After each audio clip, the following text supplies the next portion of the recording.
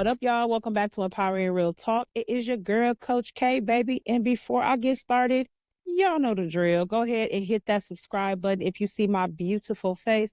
But if you are listening on your favorite podcast streaming platform, then make sure you favorite Empowering Real Talk so you do not miss these conversations that are super necessary. I appreciate y'all support so much. And if you are watching here on YouTube, then you see I'm not here by myself. So I'm going to let my guest introduce herself. Hello, hello. Hello. I am so excited. Thank you, Miss K, for allowing us a platform to tell our stories. So I really appreciate you. I'm super excited about this episode and where it'll take us. Excited of you being here. Tell us who you are and what you do, sis. Okay, so my name's Angel Gaddis. I am from Dallas, Texas. I have been in healthcare for 10 years. I am a published author now, and I am also doing motivational speaking. I have two daughters. One's in college, a sophomore in college, and one is entering sixth grade. So as you probably know, if you have children, your life is completely busy all day, every day. So I'm super excited, to see what the rest of this year is going to bring me. Absolutely. And having girls, because I'm a boy mom all day. So I can't tell y'all that I don't wonder what life would be like with a girl. But then that thought go away quickly because I know how I was. Yes, yes. I don't know if I need that coming back on me, okay? Trust me, I questioned it, especially the second time around. I'm like, oh my goodness, what did I get myself into? Yeah, so I'm super excited to dig into some things with you because we have had previous conversation. And I really think that this topic that we're going to talk about today is going to be very fitting. So I just want to kind of let you tell us a little bit about your backstory, what got you started and where you are today. So, wrote a book. It's called The Innocence of a Guilty Victim. Again, I'm a published author as of March of this year. The title I'd had over 10 years, but never knew what I would use the title for. And then I had a life coach who had pushed me and told me I needed to write my story. So I began to write my story. I finished it, and what better topic? Because at one point I'm innocent. Another point, at another time, I'm guilty. I have played victim and have been a victim. So I thought the title fit my story. And I wrote the book maybe about 2 years ago, and God aligned me with a lady named Phyllis Jenkins. She has an organization called The Powerful Journey. And on this journey, it's a group of women who write their stories, support each other through the whole process from writing, editing, and getting it published. So God aligned us, and she read my manuscript and then told me to write it over. And I was like, are you serious? Are you serious? But I felt the connection, and I knew she wouldn't lead me wrong. And also her background of helping women tell their stories.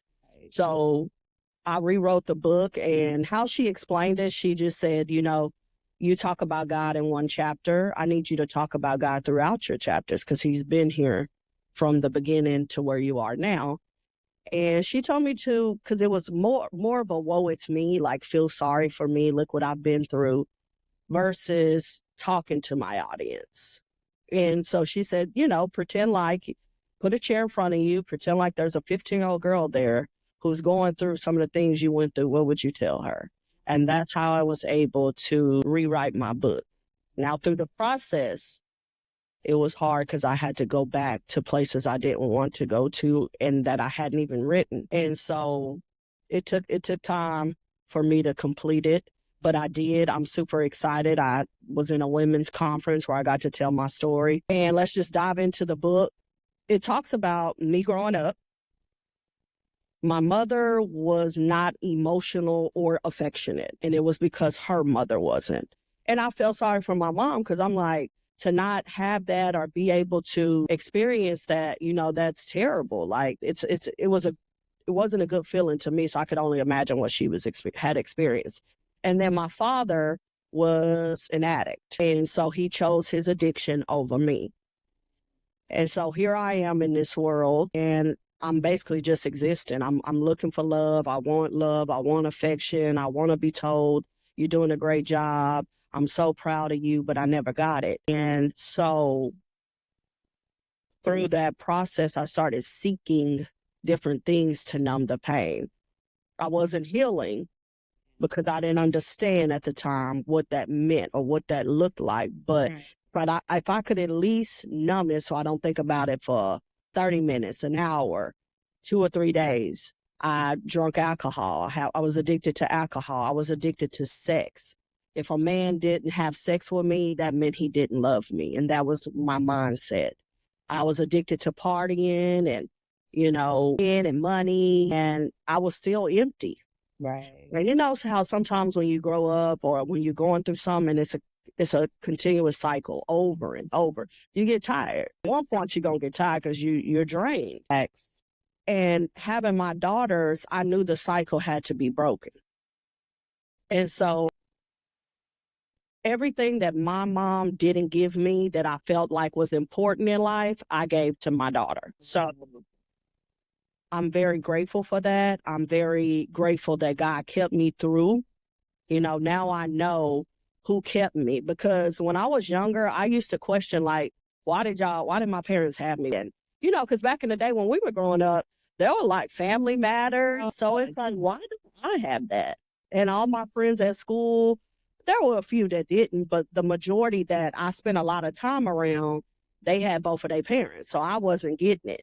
So went through the process of that. Have my oldest daughter who's 20 now, and she kind of went through it with me. She had to share that alcohol addiction with me. And so I needed to do better. I couldn't have my daughter be who I was. And I knew that if she was better than me, then I felt like I did my job. So I started seeking God, and he started bringing people into my life that I needed. And I did a 40-day purpose with the church one of my cousins went to. And that's when I started diving deep into the word and understanding for myself. I was raised in church, and I was raised as a Baptist, but there's a difference in hearing the word and knowing it for yourself. Yes. So the more I kept reading, Coach K, I was just like, I'm supposed to be here. I have a purpose. That's why I'm here. It says it right here in the book, in the Bible. So I know for sure that his word never changes, and everything in his word, he means. Yeah. And he's going to do. So the more I kept reading, the more I understood. And I know he won't change on me. His word won't switch on me. He won't give up on me. He'll protect me, because that's what he was doing even when I turned my back, even when I didn't listen, even when I stopped praying, even when I wasn't going to church, even when I was being foolish and so worldly. He never gave up on me. Yeah. Never. And so here I am now, published author, 2 beautiful daughters that I love dearly, still growing and glowing. You definitely going, sis. Let me just tell you, your story is so powerful. And I'm just so glad that you were able to even share it here on Empowering Real Talk, because I know, and I know that you know as well, that there are so many women that share similar stories. Absolutely. We have been given the blessing of conversation, the blessing of saying, hey, we can help, we can listen, we can support, and I'm so glad that you are stepping into that unapologetically, because I know sometimes we are fearful of that. I know that that's something that I spent years being fearful of, like, really, for one, knowing what my power was, but two, stepping into it. Yes. Yes. And since you have stepped into that, like, what type of changes have you seen, not just for yourself, but like your circle, like be it the people that you're around? And I know you said that you grew up, in church too, but what's the difference then to now? So the difference now is my faith. Not going off of my plan, but his plan. And it's not easy, because sometimes I question, I get anxious, but I have to go back to the book. I have honestly lost 2 of my true best friends. I can't tell you why. All I can say is I prayed and asked God to remove the people that were not going where he was taking me, and he started doing it. We are so quick to say we want a better life. Yep. So quick to say that we need change. But what I have seen is people only want part-time change. They want that full transformation in order to really become who you're supposed to be and who you're destined to become. That full circle transformation is necessary. Yeah. You can't pick and choose, oh, well, I know that this needs to go, but I'm not getting rid of this. I know that I need to change this, but I'm not getting rid of this person. And that's just unfortunate because people is not walking in their purpose simply because they won't let certain things go that they know they get signs. It's just like red flag relationships. But yet and still you are the same person that is crying, that is so upset, frustrated, wondering why things Exactly. questioning, but like you said, and you know why. Yep. You just in denial for a lot of things and really stepping into that because even for me, I didn't grow up in church, right? But these last 4 years and whew, Talk a about whirlwind, because I'm embracing that side of me. it. I think people have to understand when you are really stepping into that transformative change in yourself, that doesn't mean that your personality is going to change. Because Right. at the end of the day, right? Exactly. And I think that's what they are so afraid of is you have to be perfect to you don't. God is not, he don't want you to be perfect. He will perfect you. Yeah. So and I always focus on that. And I tell people because they won't some people are like, oh Angel, you don't want to do this. Do you do this? And can you? And I'm like, I'm still Angel Gaddis. I'm still that girl. I just don't do things the way I used to do it. And that's okay. And that's what growth is all about. That's what transformation is all about. That's what mindset shifting is all about. It is. It is. Actually figuring out what your values and beliefs are. You were 20 years ago, not what they were 5 years ago. Exactly. Not who you are now or who you want to be. Yep. And once you get to that point, and I love what you mentioned earlier that you got you a coach because people feel like that. I'm not saying that you can't begin the journey on your own, but when you are really making transformative changes, there is going to have to be somebody there that is going to hold You gotta have a community. you. Gonna have to have it, and Yep. it can't be the same community that Nope. you had. No. My whole community is totally different now. So Mine yep. too. Mine Yep. too. And I had to be okay with that. And I think we don't talk about grief enough. We only talk about grief like in death, and stuff like that. But Yeah. grief is like losing anything. Grief is losing a friendship. Grief is losing a job. Yeah. It's losing anything. Exactly. I'm not saying because you do remember the good times within those friendships. I know that, with you and your long-term friendships, you're probably like, yeah, I remember the good times, but I still had to be like, it's no longer for me. That season, Yep. or And no one is expecting you to get over it overnight because it's again, like you said, it's mindset, it's a transformation, it's a whole new world lifestyle. Believe me, there's been times where I cried. Yep, lifestyle changes. And I cried. There's times I break down because 30 years to me is long. And especially when you don't know why. But then you have to think back of what you prayed for. And family as well, your lifestyle becomes different. And so you have to embrace that. If you asking God and you want better and he's giving it to you, you can't lose. yeah. And that's what we realize. You have to be ready. Yeah. What it is that you asking for? That's right. That's And right. also understanding that it's not going to go how you feel it should Say be. that again. Say it again. We lose track of ourselves because we have a plan. Yep. You touched on that earlier too. We have a plan, but if the alignment is not how that is supposed to go, you can't force it. Nope. And now That doesn't work. suffering and struggling because you steady trying to force that square in that circle, not your path. That is not your journey. But listen to this, Coach K. Anything outside of God's will has to stay. Mm-hmm. So whatever his will is for your life, even if it don't look like you think it should look, or even if you don't see what you think you should see, because I run into that a lot. Yeah, buddy. you just don't know. If it's a no, then it's a hard no. And you gotta trust. You gotta have faith and you gotta no. Oh, I don't know, Yeah. let me see. And well, it didn't happen, but it still could go this way. No, you got to trust that process. Faith. And I love that you said that. Like your faith is different. And that's what puts you in that transformative state. Truly trusting your process and having complete and utter faith in yourself.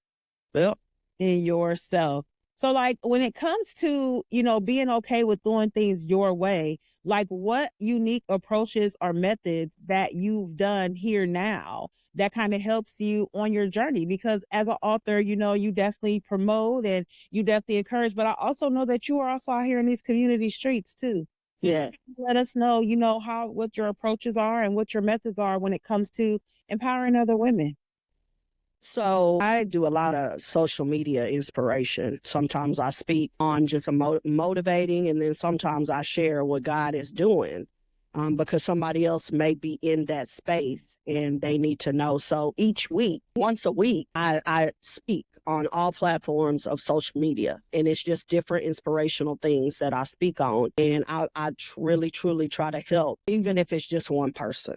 And I always pray and say, God, if it's just one, and I get a lot of great feedback, and it just feels good to help women and young girls that are, yes, that are in a space of, because this generation is different. And my daughter's 20, so I've been all up in the generation. And for young girls, it's just sad to watch because they don't understand their power. They don't know who they are.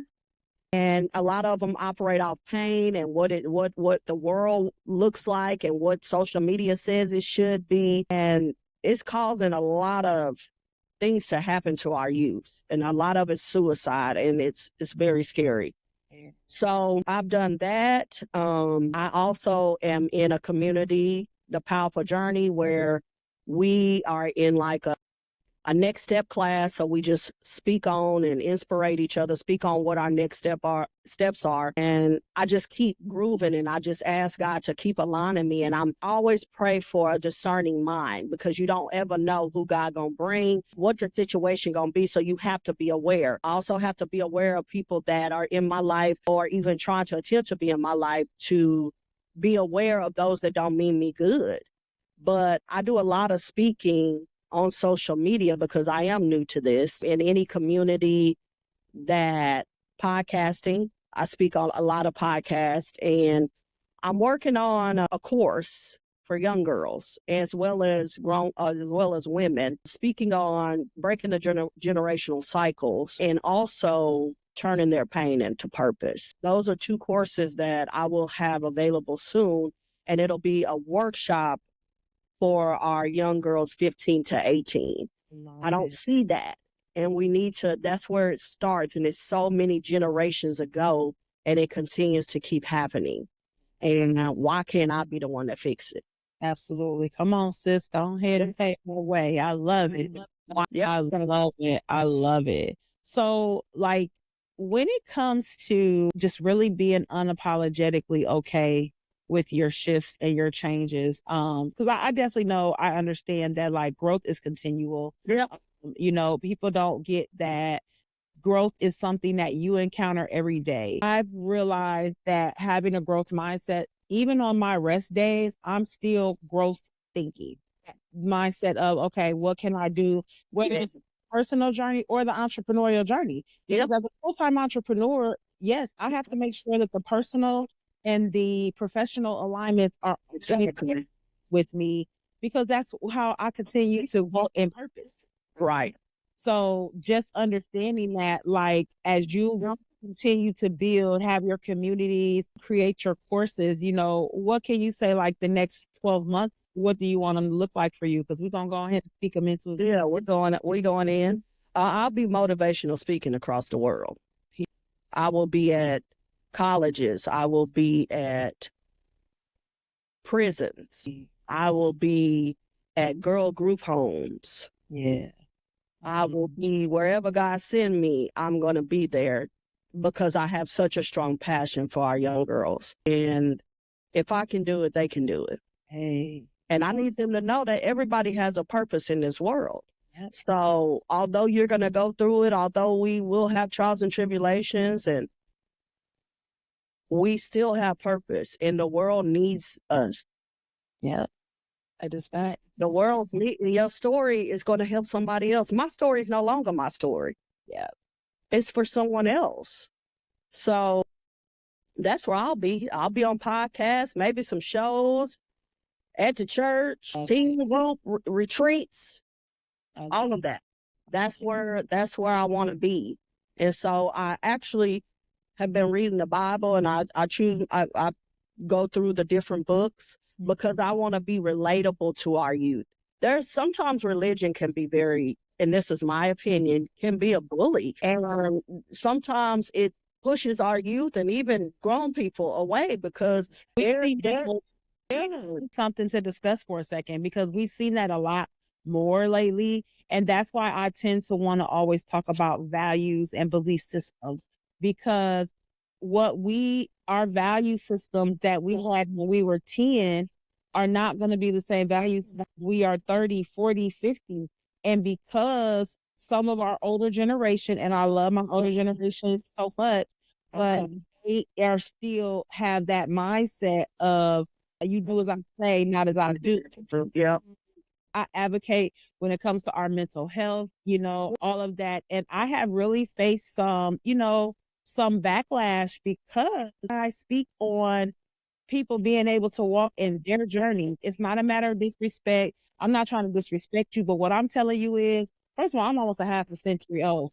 I need to be respected as well. If y'all want to operate in that system, then understand that. But for two, why are you getting mad at me because I don't choose to believe or live the same way that you live? Right. You know what I'm saying? And that's why there's so much friction, and that's why we cannot come together as community, because there's so many people that feel like, oh, if you're not doing it this way, then you're not doing it right. But who are you?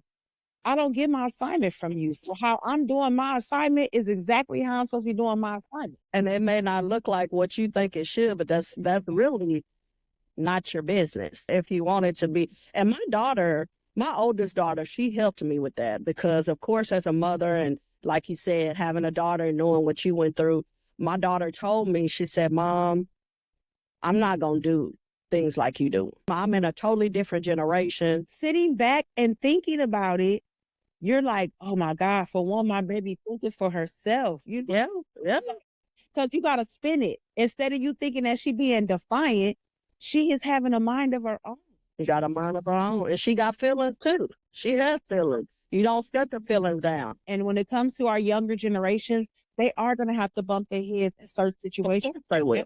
They learn their lessons. That's how they become more resilient. That's how they rise above and become the best version of themselves. And we can still do that as grown women. That's why I feel so compelled to work with women, because it is never too late for us to elevate. That's right. As long as you're waking up and you got breath in you, it is never too late. Still got work out here to do. So I meet people where they at. That's my motto. Wherever you're at, I will meet you there, because wherever we're at, God meets us. And it might be the ugliest place. It might be under the bridge. It could be at a rehab. You just never know. So who am I to turn you down or walk away from you in a moment like that, in a vulnerable moment? So that's how me and my kids communicate. I meet them where they at. We talk. And if we can't leave the house until everybody explains what's happening, what's going on, why you feel this way. I even do mental health checks with my kids, like, how y'all doing? I pray with my kids. And we just have a strong bond. And it don't take money. It don't take new clothes, new shoes. It don't take any of that, because at the end of the day, young people just want to be heard. They just need somebody to listen. That's it. Absolutely, sis. Wholeheartedly. Yep. That's it right there. They want somebody to be listened to. So yeah, finally, then we're gonna wrap it up here, but just kind of let us know what's upcoming for you. We speaking on our manifestations, but what are you upcoming, and let us know where we can find books and social media information. Absolutely. So my book is on Amazon. Again, it's The Innocence of a Guilty Victim. I have an event in Tampa, Florida in November. It's actually at the International Airport. I will be doing book signings, and then there's a hotel, and I believe it's the Marriott, but I will put the information on my social media platforms, which is Angel Gaddis. You can find me on Instagram, TikTok. You can find me on Facebook. Those are where I do my motivational speaking, inspiration, and just sharing the love. And so, yeah, that's my next big event that's coming up. I'm looking to have my books in the libraries. I'm actually going back to my high school to see if I can put my book in there where I graduated. So I'm really excited about that. But I'm in a next step class where I'm learning what's next and marketing, and then after that it's the master class where my courses will come in, and I'll keep all that on everybody posted on social media. So I'm super excited. I love it. Well, first off, I will make sure that the link to purchase her book will be in the podcast notes section. And then also I'll make sure that her social media details are in there as well, because I definitely want you guys to make sure that you are following her, because she's pretty powerful and I absolutely love it. So thank you so much, Coach K. Thank you for being here. You're an amazing woman doing some good stuff. I love it. I love to see it. Love it. Yeah. But yes, thank you for sharing your story. Thank you for bringing some empowering real talk, continue to do what it is that you do. Yes, ma'am. Thank you so much. You're welcome. Well, y'all know where y'all can find me at. If you have not, make sure that you follow me at Coach K Transforms on all platforms, but make sure you have subscribed to the podcast and the Upgraded Mindsets Media channel here on YouTube, because you will catch the best of both worlds, empowering real talk and the woman's hustle, thrills and spills of entrepreneurship. So make sure that you have hit that subscribe button, and make sure that you hit the bell to get the notifications for new episodes. All right. We are out of here. I want y'all to stay focused. Remember, be unapologetically you. Okay. There's nobody else like you. So be unapologetic no matter what you're going through. True you. Right.